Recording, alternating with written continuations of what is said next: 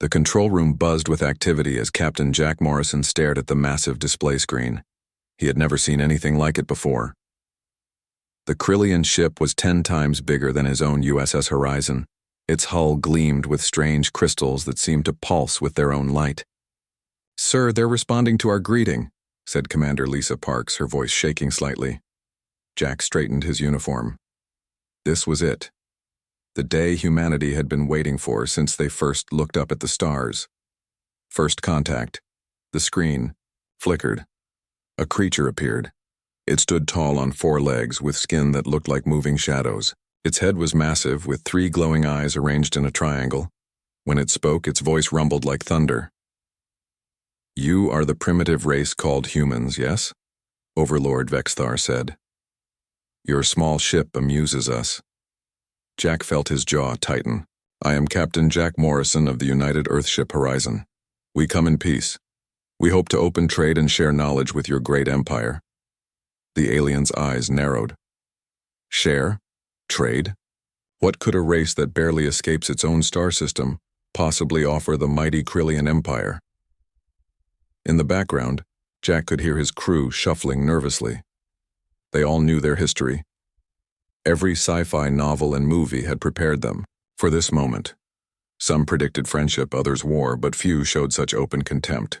"We may seem primitive to you," Jack said carefully, "but humans have proven ourselves adaptable. We've overcome great challenges. We believe every race has something to offer." The alien leaned forward. "You speak like a child who doesn't understand his place. The outer regions of this system are rich with resources. We claim them now." Lisa stepped forward. "Captain, the asteroid belt they're talking about contains our mining operations. We have settlements there." Jack felt his heart racing. "Overlord Vexithar, the asteroid belt has human settlements and mining operations. We claim right of prior occupation." The alien made a sound that could have been laughter. "Prior occupation? By what right does a race this young claim anything? We were traveling between stars when your species lived in caves. Age doesn't grant automatic rights," Jack said firmly. "We are asking you to respect our sovereignty." "Asking?" The alien's 3 eyes flared brighter. "You dare to make demands of us? Your warning means nothing. Your threats are empty. You have no power to enforce them." The transmission ended abruptly. The screen went black. In the silence that followed, Lisa turned to Jack. "Sir, what do we do now?" Back on Earth, President Henry Walsh paced in the Oval Office. The reports from the Horizon had reached him within hours. He had spent his entire political career dealing with human enemies. But this was different. "Get me Admiral Karen Hughes," he told his assistant, "and Dr. Ryan Matthews from DARPA." Within the hour, the 2 most important people for Earth's defense stood before him. "How bad is it, Admiral?" Walsh asked, skipping pleasantries. Karen Hughes, a woman who had served in space for 30 years, set her jaw. "Mr. President, we have 12 defense ships. They have hundreds. Our best estimate is they could destroy our entire fleet in hours." "Then what do we do?" "We prepare," said Dr. Ryan Matthews, pushing his glasses up his nose. "My team has been working on quantum drive technology. We need time. If we can finish the project—" "How much time?" Walsh interrupted. 6 months, maybe less if we push hard." The president turned to the window, looking out at the Washington Monument. "And if they attack before then?" "We fight," Admiral Hughes said simply. "We're not as weak as they think. The Krillians are used to dealing with species that surrender quickly. They've never faced humans." On the USS Horizon, Jack Morrison received new orders directly from Earth Command. He was to stay near the edge of the solar system and monitor Krillian activity. The diplomatic mission had failed, but Earth wasn't giving up. "Captain," Lisa said, studying her console, "we're detecting Krillian ships entering the asteroid belt." Jack watched as long-range sensors showed multiple alien vessels moving toward human mining stations. He opened a communication channel. "Krillian ships, this is Captain Morrison. You are entering human territory. Please withdraw immediately." Static came back, followed by that rumbling voice. Your warnings mean nothing, primitive. Watch and learn your place. The human crew watched helplessly as Krillian ships began dismantling mining stations. They were too far away to help. Their weapons were no match for the alien shields. All they could do was record and report. In a secret laboratory beneath DARPA headquarters, Dr. Ryan Matthews worked 18-hour days. His team had made a breakthrough. By studying high-energy physics in ways no one had before, they had found a way to create quantum torpedoes. These weapons could potentially bypass energy shields by existing in multiple places at once. Dr. Matthews, his assistant Amy Johnson said, running tests on the prototype. The simulation shows a 78% chance of success against standard energy barriers. Make it 80%, he replied without looking up from his calculations. We don't get second chances with this. Meanwhile, General Pete Collins organized ground defense systems. If the aliens decided to invade Earth itself, humanity needed to be ready. Every major city gets a network of quantum cannons, he explained to his team. We use the natural geography to our advantage. Underground tunnels connect all defense points. The weeks passed quickly. More Krillian ships arrived in the solar system. They took over asteroid mining sites with ease. Human ships that tried to resist were damaged badly. The USS Sparrow barely escaped after a skirmish near Jupiter's moons. But the Krillians didn't know about Earth's secret preparations. They thought human defeat was certain. Their confidence grew with each easy victory. They sent taunting messages to Earth. Your resistance is entertaining, Overlord Vexthar broadcast one day. Continue to struggle, it amuses us. In her office, Admiral Hughes studied battle recordings. She noticed something. The Krillians fight in perfect formation. They never break pattern even when tactical advantage requires it. What does that mean? President Walsh asked. It means they're arrogant and predictable. They've won so many easy victories that they've stopped adapting. Jack Morrison, still commanding the USS Horizon, made the same observation. Lisa, watch how they move, same pattern every time, never deviating. I see it, Captain. They're so confident in their shields and formation that they don't even try to surprise us. Jack smiled grimly. That's their mistake. In the Australian outback, deep in a hidden facility, Dr. Matthews finally had a working prototype. The quantum torpedo existed in a state of flux until it hit its target. Energy shields couldn't stop something that wasn't fully in one place. We're ready, he reported to President Walsh. Project Zeus is operational. The testing began immediately. In a remote area of space, a single human frigate, the USS Ranger commanded by Captain Sam Brooks, prepared for a historic test. They had installed the new quantum drive and carried 12 quantum torpedoes. Target acquired, Captain, the weapons officer reported. They had set up an abandoned mining station equipped with Krillian-equivalent shields for testing. Fire one torpedo. The weapon launched silently in the vacuum of space. It moved like light, bending reality around it. When it hit the shield, instead of bouncing off or exploding harmlessly, it passed through like a ghost and detonated inside. The test target vaporized. Sir, Lisa Park said, watching from Earth Command. The torpedo worked perfectly. Shield penetration was 100%. Admiral Hughes allowed herself a small smile. Begin full production immediately, and prepare Operation Surprise. The Krillians continued their expansion, unaware that everything had changed. They sent more ships into human space, taking what they wanted. They believed Earth's warnings were nothing but empty words from frightened primitives. Overlord Vexthar sent one final message to Earth. You have 7 solar cycles to surrender completely. After that, we will take everything. Your choice is submission or extinction. President Walsh gathered his war council. Admiral Hughes, Dr. Matthews, General Collins, are we ready? Ready, sir, they answered in unison. Then let's show them what happens when you ignore human warnings. The wheels of war were turning. Earth's secret weapons were ready. The Krillian Empire had made a fatal error. They had pushed humanity too far, and they were about to learn that warnings from Earth were not suggestions, they were promises. The silence in the mining outpost was broken by the sound of metal being torn apart. In the control room, Station manager Peter Blake watched his screens with growing horror. 3 Krillian warships had surrounded the facility and were now systematically dismantling it. "All hands, evacuate immediately," he shouted into the station-wide intercom. "This is not a drill." His team had practiced this scenario dozens of times.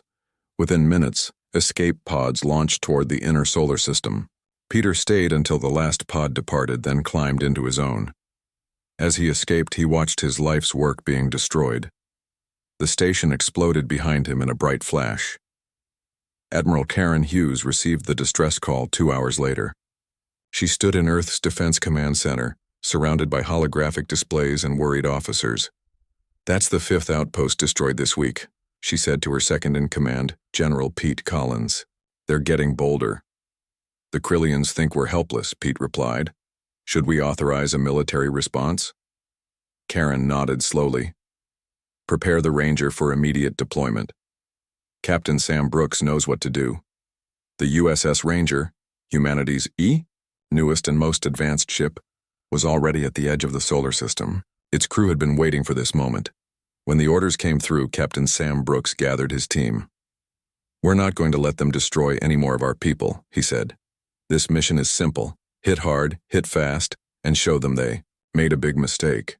The Ranger's quantum drive powered up with a low hum. Unlike old fusion drives, this new technology bent space itself. The ship vanished from its position and appeared millions of kilometers away in seconds. They found the Krillian patrol easily. 3 ships moved in perfect formation, just as predicted. They hadn't even raised their shields yet, convinced that human vessels couldn't harm them. "Target the lead ship," Sam ordered. "Load quantum torpedo, Tube 1. His weapons officer, Lieutenant John Crawford, prepared the new weapon. "Torpedo loaded and ready, Captain." "Fire." The quantum torpedo streaked through space. To human eyes, it looked like light bending around itself. The Krillian ship didn't react. Their sensors couldn't properly detect the weapon. It passed through their energy shield and struck the hull. The explosion created a new star for a moment. When it faded, the lead Krillian ship was gone. "Direct hit," John shouted. "Target destroyed." The other 2 Krillian ships suddenly came, alive, powering up shields and weapons. But the Ranger was already moving, powered by its quantum drive. Another torpedo launched. Another Krillian ship died. The remaining ship tried to flee, but quantum drives were faster than anything the Krillians had. The Ranger appeared in its path. "Surrender or be destroyed," Sam broadcast on all frequencies. The alien ship's reply came in the form of energy weapons fire. The attacks barely scratched the Ranger's new defensive grid. A 3rd quantum torpedo ended the battle. Back at Defense Command, Admiral Hughes received the battle report with satisfaction. 3 Krillian ships destroyed, 0 human casualties. "Good work." But Dr. Ryan Matthews looked worried. "Admiral, we've only produced 50 quantum torpedoes so far. If we keep fighting like this, we'll run out." "Then we need to be smarter," Karen said. "Dr. Amy Johnson, I want your team to work on mass production. We need thousands of these weapons, not dozens." Dr. Amy Johnson, lead physicist on the Quantum Weapons Project, nodded. "We'll need rare minerals. The mining colonies might have what we need, but the Krillians control most of them now." General Collins stepped forward. "That's where ground forces come in. We'll take them back." The next morning, President Henry Walsh addressed the nation and the world. "My fellow humans," he began from the Oval Office, "we stand at a crossroads. The Krillian Empire has declared war on all of us. But we are not helpless, we are not primitives, we are humanity, and we fight back." He revealed the existence of the quantum drive and the successful battle. Hope began to replace fear across Earth. Recruitment centers filled with volunteers wanting to join the Space Force. Meanwhile, the Krillian High Command met on their flagship. Overlord Vexthar's 3 eyes glowed with anger. "How did the primitives destroy 3 of our ships?" he demanded. His advisor, Commander Zektar, reported nervously. "They have developed new weapons, Overlord. Some form of energy that passes through our shields." "Impossible! Our shields are perfect." "The evidence suggests otherwise, Overlord. Vexthar slammed a massive fist on the command table. Then destroy them. Send the third battle fleet. Let them face real Krillian military might. Captain Sam Brooks and the USS Ranger continued hit-and-run attacks across the solar system. They struck at supply lines, demolished automated mining equipment, and harassed Krillian patrols. Each small victory gave humanity more confidence. In the research labs, below Earth's surface, Dr. Ryan Matthews worked around the clock. His team had made another breakthrough by studying the captured Krillian technology from destroyed ships. Look at this, he showed Amy Johnson. Their shields operate on a frequency we didn't expect. If we adjust our torpedoes to exploit this specific weakness, Amy's eyes widened, we could increase our effectiveness by 300%. Exactly. Start production on the new version immediately. The Krillian Third Battle Fleet arrived 2 weeks later. 12 massive battlecruisers dropped out of hyperspace at the edge of the solar system. Each ship was larger than Manhattan, bristling with weapons that could crack planets. Admiral Hughes called for an emergency meeting. All available warships were ordered to gather near Earth. The Ranger returned from its patrol, battle-scarred, but victorious. We have 12 ships against their 12, she told the assembled captains. But we have something they don't. We have desperation, innovation, and the home field advantage. Captain Mike O'Brien of the USS Sovereign raised his hand. Admiral, my crew has been practicing new formation tactics. Instead of their rigid patterns, we can use unpredictable movements. Excellent thinking, Captain. The Krillians expect us to fear them. Let's give them a surprise instead. The Battle of Titan Station began at dawn. The Krillian fleet moved toward the large human space station orbiting Saturn's moon. They expected an easy victory, another demonstration of their superiority. What they got was chaos. Human ships darted in and out of attack range, using quantum drives to appear in unexpected places. They fired improved quantum torpedoes that passed through energy shields like they weren't there. Captain O'Brien led 5 frigates in a coordinated attack on the Krillian command ship. Pattern Delta 7, he ordered. Random jumps, random firing solutions. The human ships blinked in and out of existence around the massive alien vessel. Torpedoes struck from all angles. The Krillian ship's perfect formation couldn't protect it from attacks that came from every direction at once. Admiral Hughes commanded the battle from Earth's defense station. Their flagship's shields are down to 40%. All ships concentrate fire. The USS Ranger, still commanded by Sam Brooks, made the killing blow. A quantum torpedo struck the command ship's reactor section. The explosion lit up the space around Saturn. With their command ship destroyed, the Krillian fleet began to retreat, but human ships, newly confident and better armed, pursued. 2 more alien battlecruisers fell before the remainder escaped. On Earth, people watched the battle on screens and cheered. For the first time since first contact, humanity had won a major engagement.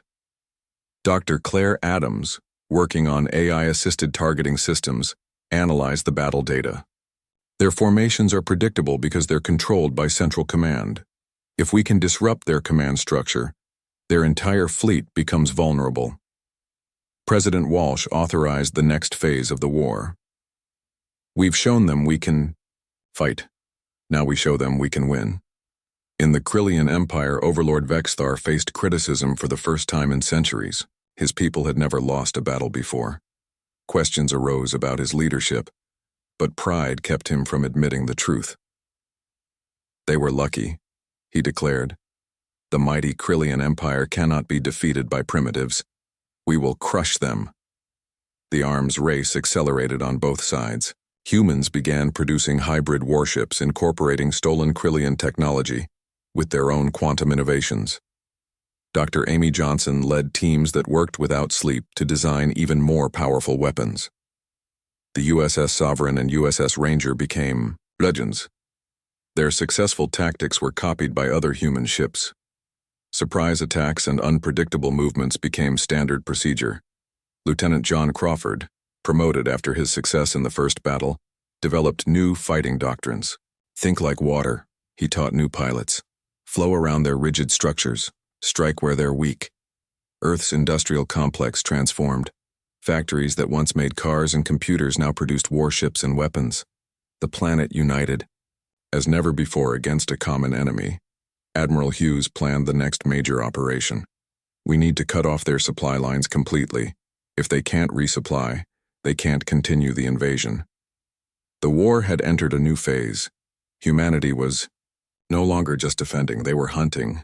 The mining ship USS Prospector drifted quietly among the asteroids. Its hull was covered with special paint that made it nearly invisible. Inside, Private Noah Jenkins operated advanced scanning equipment while his team waited patiently. "Goddisham, movement," he whispered into his radio. 3 Krillian supply ships approaching Sector 7. Captain Lisa Wright adjusted her headset. "Roger that. All ships, prepare for ambush pattern Omega." The USS Prospector wasn't alone. 6 other Earth ships, also hidden and disguised, waited in the asteroid field. This new human tactic used stealth instead of direct assault. The Krillians had grown wary of frontal attacks, but they still needed supplies. "Quantum drives charging to 100%, reported the engine room. "We're ready." Lisa took a deep breath. This mission had to work. Earth scientists had found Krillian supply routes by studying debris from previous battles. If they could cut off these lines, the enemy invasion would slow down. "All units engage on my mark," she ordered. 3, 2, 1, mark. The human ship suddenly appeared around the surprised Krillian convoy. Quantum torpedoes launched before the aliens could react. 3 massive cargo ships exploded in bright flashes, supplies designed for military operations scattered into space. "Direct hits," Noah shouted. "All enemy ships destroyed." But Lisa knew this was just the beginning. "Jump to coordinates Omega 7. The next convoy will be there in 2 hours." Back on Earth, in a secret facility beneath the Rocky Mountains, Dr. Claire Adams worked on something revolutionary. Her AI-assisted targeting system used quantum computers to predict enemy movements. "Run Simulation 847, she told her team. The holographic display showed Krillian ships flying in their typical formation. Suddenly, red lines appeared showing weak points in their defensive pattern. "The AI found it," her assistant Kevin Phillips said excitedly. "Their formations have 17 vulnerable angles they never protect." Claire smiled proudly. "Send this data to all fleet commanders immediately. This changes everything." In the Krillian command center, frustration grew. Overlord Vexthar studied maps showing red marks where supply convoys had disappeared. "How are these primitives doing this?" he demanded. "Our scanners detect nothing until they strike." His military advisor Zektar shifted nervously. "They use some form of stealth technology we don't understand, and their weapons bypass our shields." "Find a solution," Vexthar roared. "The Empire cannot be defeated by tricks." Admiral Karen Hughes called for a meeting of her best officers. The war room filled with Earth's finest military minds. Charts and holographic displays covered the walls. "We're winning the small battles," she declared, "but we need a decisive victory. The Krillians still have their main fleet and their shipyards." Captain Mike O'Brien of the USS Sovereign raised a point. "Their shipyards are in the Cygnus system. If we destroy those, they can't replace their losses." General Pete Collins agreed. "But those yards are heavily defended. We'd need our entire fleet." "Then let's give them our entire fleet," Karen said firmly. "But not where they expect it." Dr. Ryan Matthews had been working on something special. His team had created a quantum drive powerful enough to move multiple ships simultaneously through specially linked drives. "We call it jump net technology," he explained to the military leaders. "We can take 20 ships and make them appear in the same spot at the same time. It creates a temporary wormhole." "How accurate is it?" Admiral Hughes asked. "Within 10 meters. But it requires enormous energy. We can only use it once." "Once might be all we need."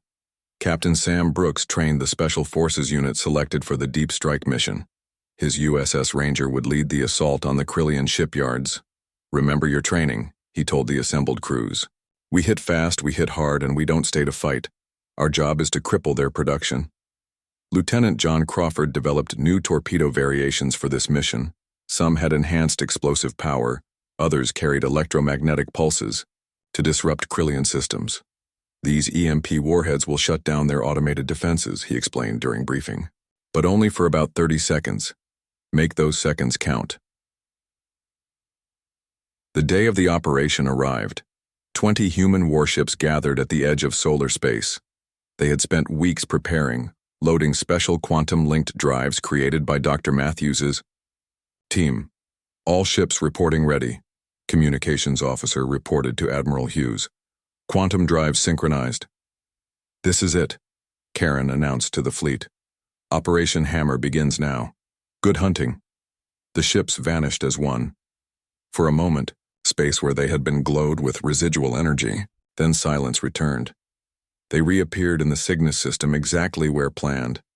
The Krillian shipyards floated before them, massive structures larger than cities, building new warships for the Empire. Targets acquired, John Crawford shouted. On the Ranger. Firing solution set. All ships fire at will, Sam commanded. Quantum torpedoes launched in waves.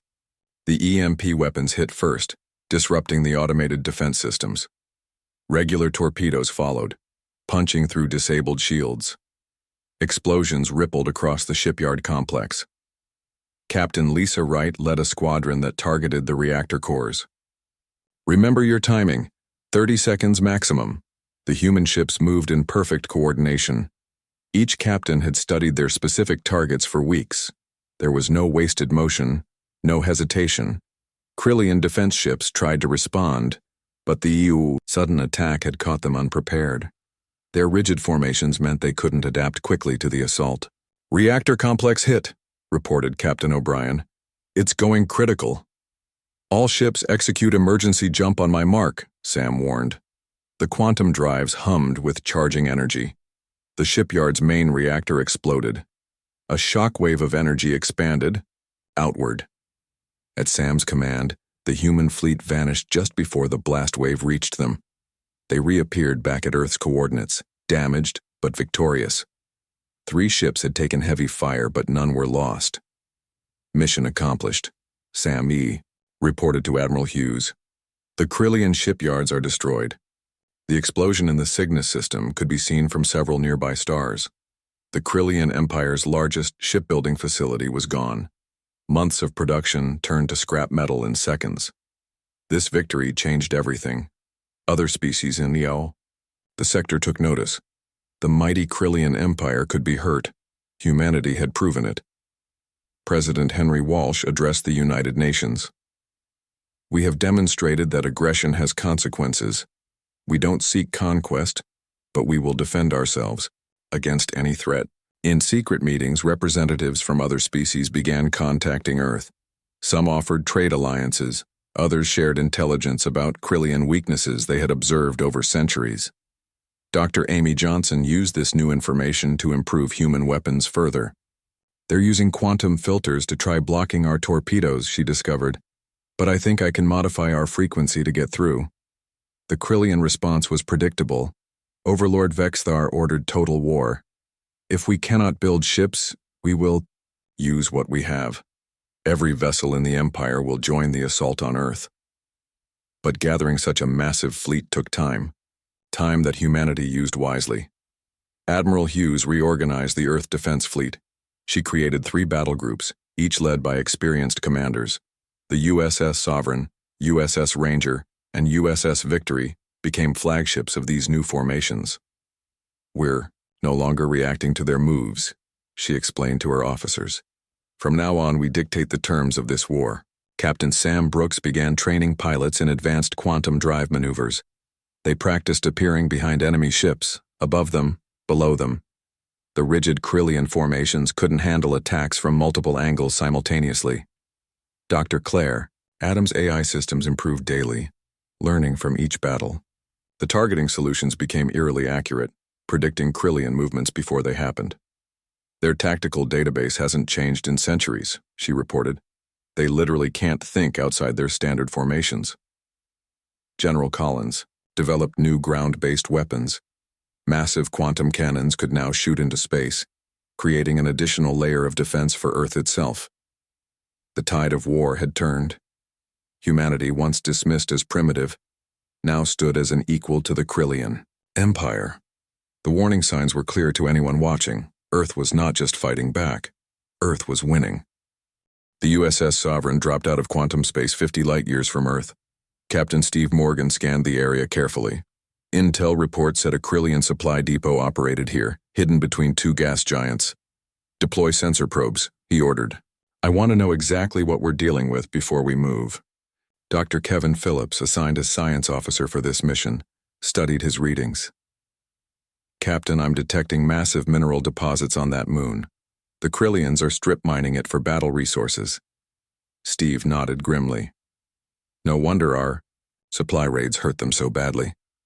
This depot supports their entire war effort in this sector." In nearby space, 4 other human warships waited in stealth mode. This was Operation Checkmate. Admiral Hughes planned to cut off Krillian resources in 5 different systems simultaneously. "All ships report ready," communications announced. "Operation teams are in position." Steve activated his quantum communicator. Through Earth's new quantum network, he spoke instantly with the other battle groups light-years away. "Zeus team standing by. Confirm status, all teams." "Apollo team ready," Captain Paul Diaz reported from the Alpha Centauri system. "Poseidon, team in position," said Captain Katie Williams near Barnard Star. "Thor team checking in," Commander David Walsh confirmed from Sirius. "Ares team prepared," Lieutenant Commander Greg Matthews added from Wolf 359. Admiral Karen Hughes, coordinating from Earth, gave the signal. "Execute Operation Checkmate. Show them what Earth's united forces can do." 5 battle groups struck simultaneously across the sector. Quantum torpedoes destroyed supply depots, communication relays, and mining facilities. The attacks were precise and devastating. At the mining depot, Steve's team overwhelmed the surprised Krillian defenders. "Pattern Echo 7, he commanded. "Hit them from all sides." The human ships moved like sharks in the water, never staying in one place long enough for counterfire. New torpedo designs, developed by Dr. Amy Johnson's team, caused even more damage than before. Within an hour, 5 crucial Krillian supply centers were destroyed. The Empire's war machine suddenly faced severe shortages. Back on Earth, President Henry Walsh reviewed the battle reports with satisfaction. "Excellent work, Admiral. How long before the Krillians react?" "They're already moving, sir," Karen Hughes replied. "Our quantum sensors detected fleet movement from their core worlds. They're gathering everything they have for a major push." "Let them come," Walsh said firmly. "We're ready." In the Krillian capital world of Krevnor, Overlord Vexthar raged in his war room. His 4 legs pounded the floor as he studied the damage reports. 5 systems hit at once, he roared. "This is impossible. How do these primitives coordinate across such distances?" Advisor Zektar hesitated before speaking. "Overlord, our intelligence suggests they have developed some form of instant communication, faster than our own relay systems." "Every advantage we had is gone," Vexthar growled. "Their weapons pierce our shields. Their ships disappear and reappear at will. Their logistics network connects their entire space." He slammed his massive fist on the command table, creating dents in the metal. "Gather every battle-ready ship, every warrior. We end this now with one final assault." Vice Admiral Katie Williams led the siege of the Krillian colonial system of Veltor. Her squadron had destroyed the main supply depot, but Krillian warships remained. Instead of engaging directly, she had a better plan. "Deploy the quantum mines," she ordered. "Pattern Delta formation." The mines, another product of human innovation, scattered through space.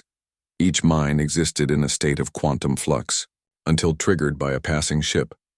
The Krillians, still using conventional sensors, couldn't detect them properly. When enemy ships tried to leave the system to join the Grand Fleet, they hit the minefield. Explosions bloomed like deadly flowers among the stars. "Quantum network disrupted in this sector," her sensor officer reported. "They can't call for help." Dr. Ryan Matthews worked tirelessly in his lab on Earth. His team had discovered something revolutionary while analyzing captured Krillian equipment.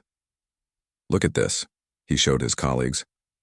Their ships are controlled by a central command protocol. If we can jam their command frequency, Dr. Claire Adams, brought in to consult, examined the data.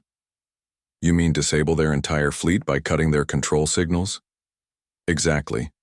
But we'd need to broadcast the jamming signal from multiple points simultaneously.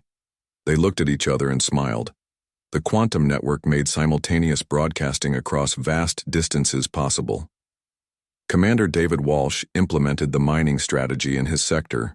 The Krillians tried to break through his blockade around the Sirius system, but every escape route was blocked. They're like fish in a net, he reported to Admiral Hughes. Every possible exit is covered. 3 Krillian battle groups are trapped. Inside. Hold position, Karen ordered. Let them waste fuel and weapons trying to break out. The Krillian response fleet gathered in their central system. Over 200 warships assembled, the largest concentration of military power the Empire had ever mustered. Overlord Vexthar addressed his commanders. This is our final push. We will overwhelm Earth with pure numbers, kill their leaders, destroy their planet, and end this humiliation. The fleet jumped toward Earth's coordinates. It was exactly what Admiral Hughes had expected. Let them come, she told her staff. We're not in Kansas anymore. Earth's defense grid activated as the alarm spread. Orbital platforms powered up quantum cannons.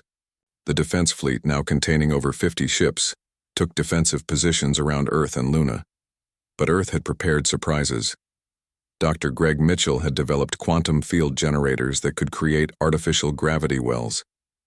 These secret installations could disrupt enemy jump calculations. As the Krillian fleet approached in real space, Captain Tom Bradley, commanding the USS Vengeance, detected them first. Enemy fleet detected. Over 200 ships bearing directly for Earth. Admiral Hughes remained calm.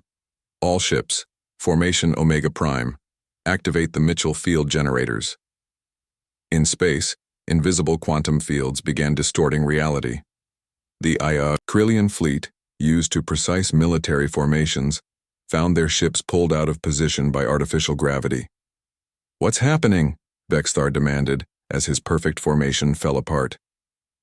Some form of gravity distortion, Zektar replied, panic in his voice. It's throwing off our navigation. The human fleet struck while the Krillians struggled with the disruption. Quantum torpedoes found their targets. EMP weapons disabled command ships. The battle was chaos, exactly what humans had planned. Captain Steve Morgan's Sovereign led a strike group against Krillian command vessels. Target their flagship. If Vexthar falls, their unity breaks.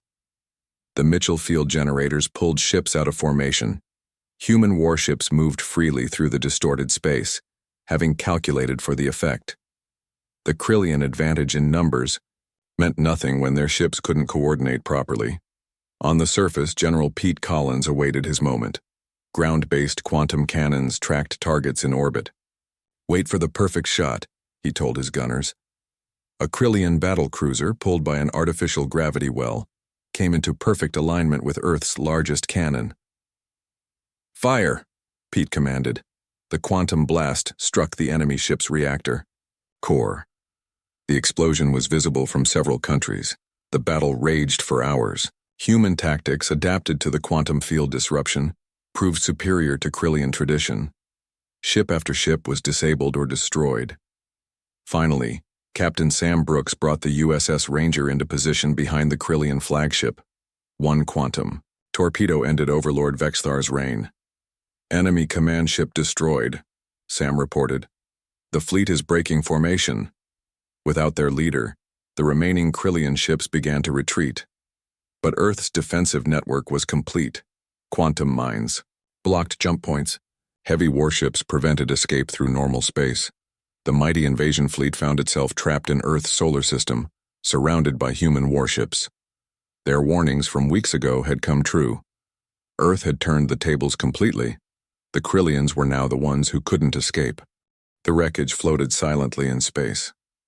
Pieces of Krillian warships drifted among broken quantum torpedoes and shattered armor plating. Admiral Tom Bradley stood on the bridge of his flagship, reading damage reports from the final battle. The last Krillian resistance group surrendered 10 minutes ago, his communications officer reported. They're requesting terms. Tom activated the quantum link to Admiral Karen Hughes back on Earth. Fleet Admiral, this is Bradley. We have total containment achieved.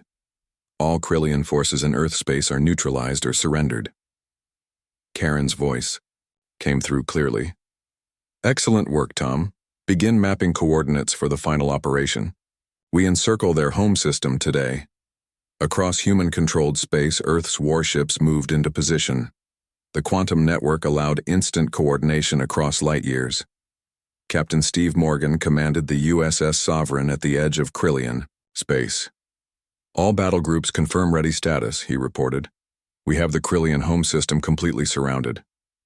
On Earth, President Henry Walsh stood in the war room watching holographic displays.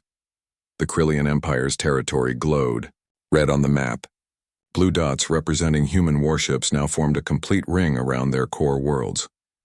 They built an empire through force, he said quietly. Now they understand what it means to be helpless. Commander David Walsh led a special mission into the Central System. His ship, the USS Freedom, carried diplomatic officers along with its weapons. Open a channel to the Krillian government, he ordered. The transmission reached the Krillian capital. In the Grand Hall where once Overlord Vexthar had mocked human warnings, new leaders gathered. Acting Commander Zektar, promoted after Vexthar's death, faced the human delegation. You wish to speak? He asked, his voice bitter. Captain Paul Diaz, now serving as diplomatic envoy, spoke clearly. The Krillian Empire will accept these terms.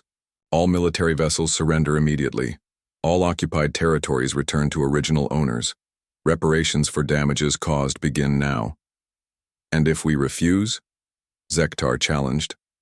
Look around you, Paul replied. Your fleet is destroyed. Your shipyards are ruins. We control every exit from your space. You cannot fight, you cannot flee, you cannot resupply. Choose surrender or extinction. In the void between stars, human warships maintained their perfect blockade. Captain Katie Williams coordinated the northern sector. Sensor sweeps confirmed no Krillian ships attempting to break quarantine, she reported. Lieutenant John Crawford, now commanding his own frigate, led patrols near the jump points. The quantum mines he deployed earlier still drifted, ready to catch any escape attempt. Dr. Ryan Matthews studied data feeds in his laboratory. The quantum network functions perfectly across such distances, he told his team. We can maintain this blockade indefinitely if needed. Dr. Amy Johnson worked on new applications for their quantum technology. Now that the war is ending, we should prepare for peace, she suggested.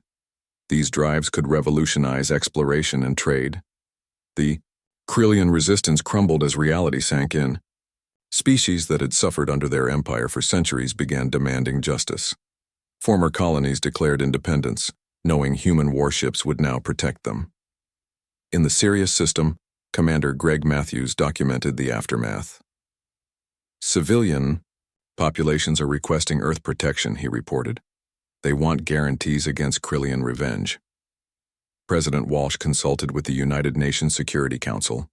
We didn't start this war, he reminded the assembly, but we will finish it properly. No conquest, no empire building. We restore peace and establish fair treaties. Captain Sam Brooks led the final inspection of the Krillian capital system. The USS Ranger drifted past once mighty battle stations, now empty and powerless.